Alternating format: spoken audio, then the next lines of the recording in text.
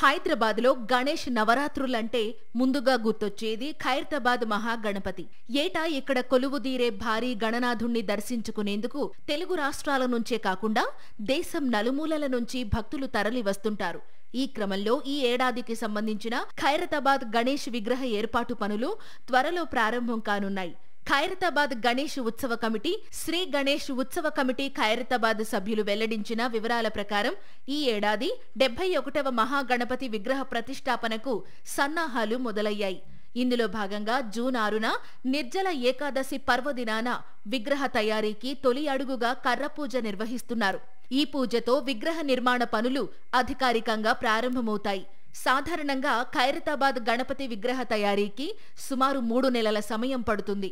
ఖైరతాబాద్లో మొదటిసారిగా 1954లో గణేష్ విగ్రహాన్ని ప్రతిష్ఠించారు.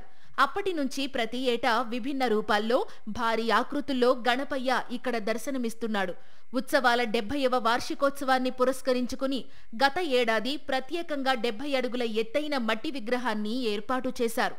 దీంతో ఈసారి గణపతి ఎన్ని అడుగుల ఎత్తులో కొలువు తీరతాడనే ఆసక్తి నగర ప్రజల్లో నెలకొంది.